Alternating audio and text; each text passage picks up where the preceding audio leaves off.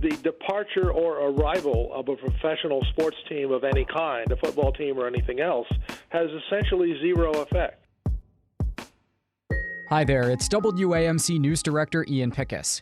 And on this episode of the WAMC News Podcast, we talk about the Buffalo Bills' forthcoming new stadium with Roger Noll, Professor Emeritus of Economics at Stanford and a critic of public subsidies for stadiums.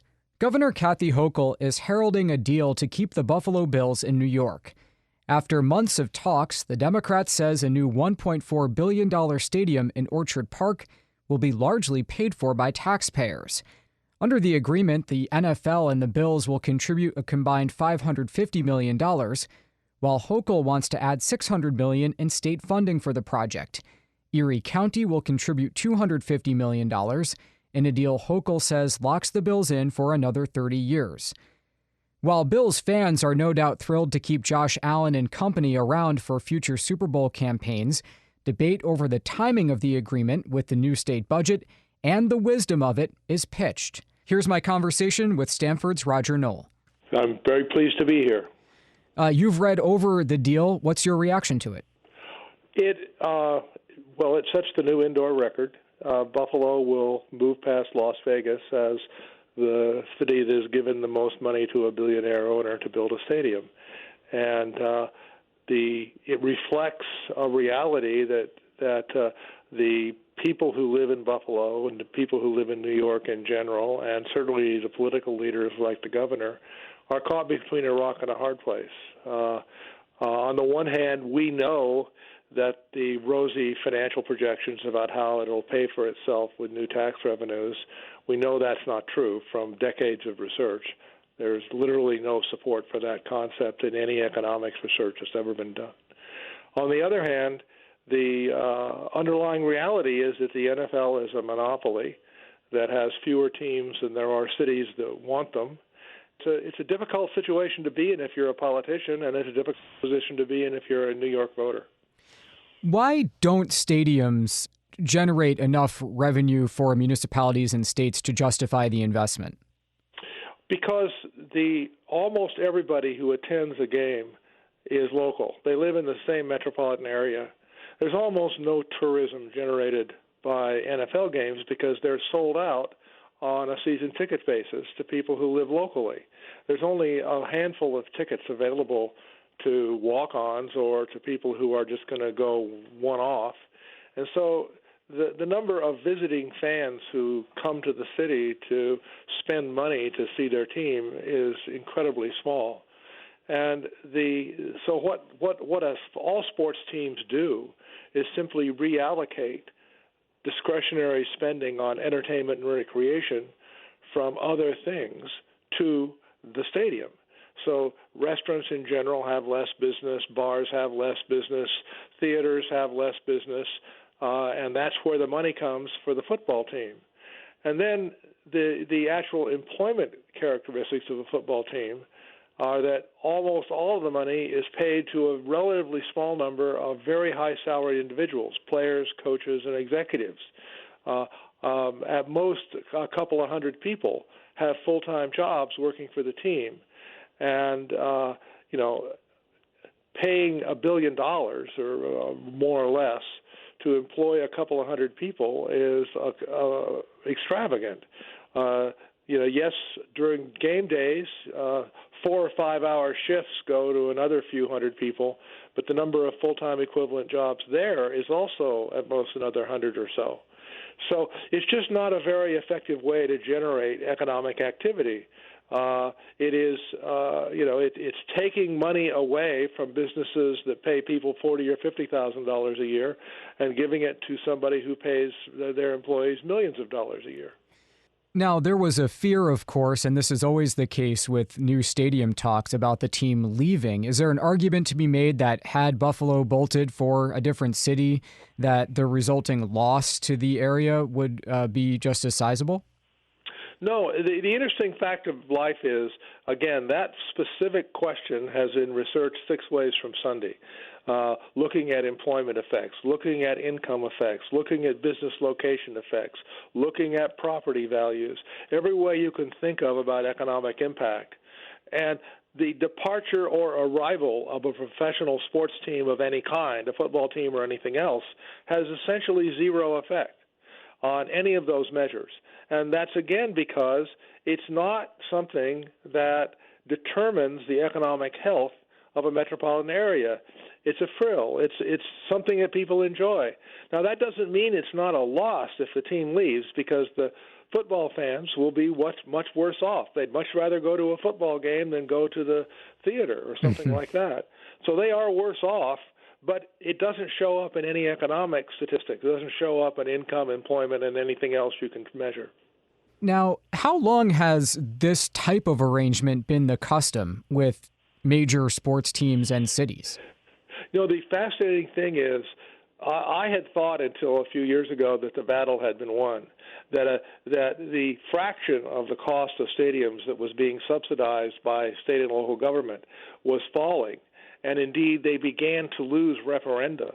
Like in San Francisco, the subsidizing to retain the Giants lost 4 consecutive ballot measures. In Pasadena, the citizens voted 80-20 not to give the Rose Bowl to the NFL.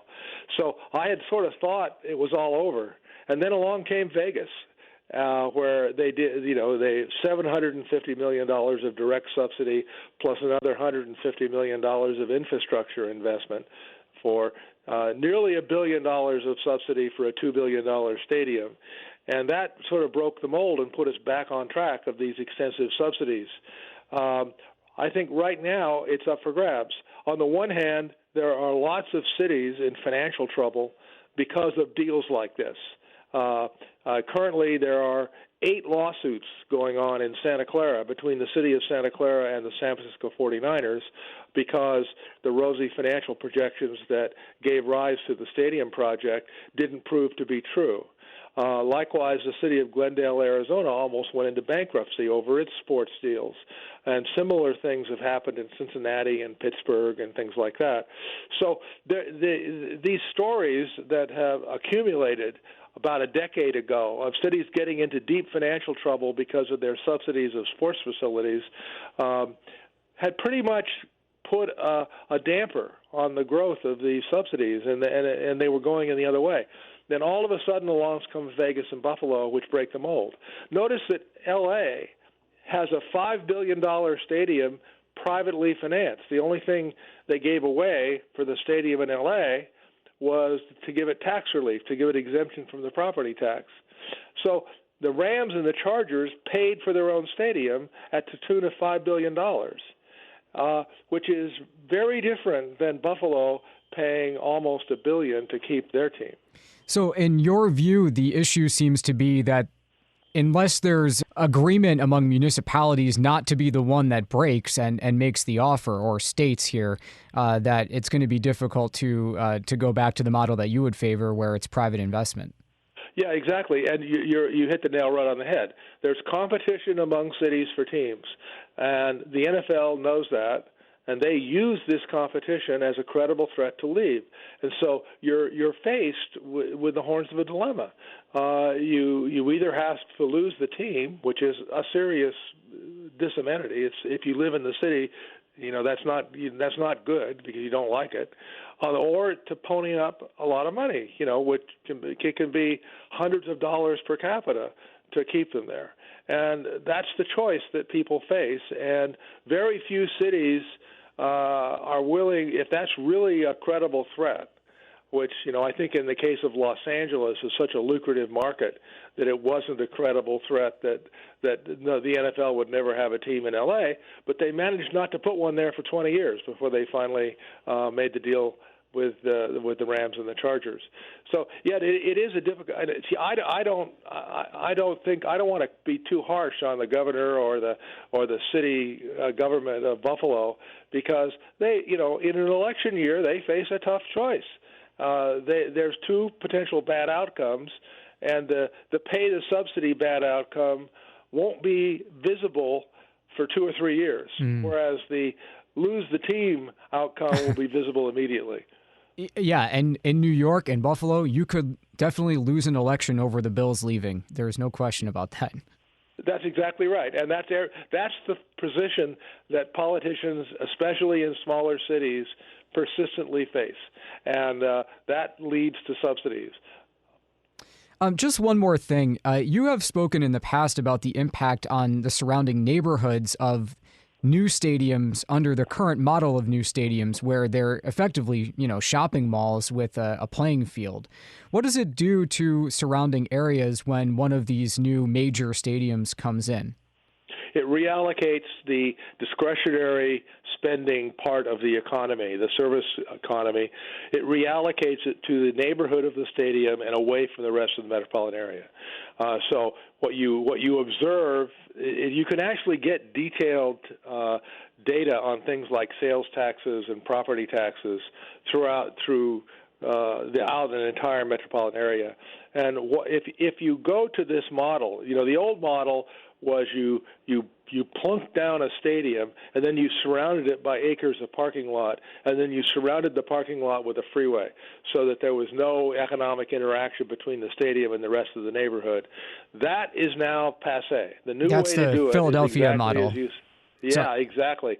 And the Los Angeles model, the NFL stadium in Los Angeles, you integrate the stadium into the local economy like it's a smooth transition from the concessions of the stadium into the shopping malls.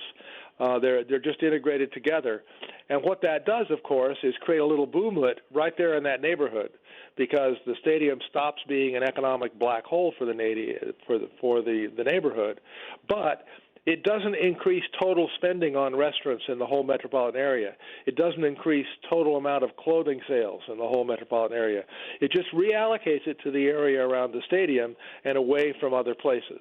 Pleasure to speak with you. That's Roger Noll, Professor Emeritus of Economics at Stanford. Thank you so much for your time. Oh, it was my pleasure. All right, that does it for this episode of the WAMC News Podcast. Thanks so much for listening. Until next time, I'm Ian Pickus.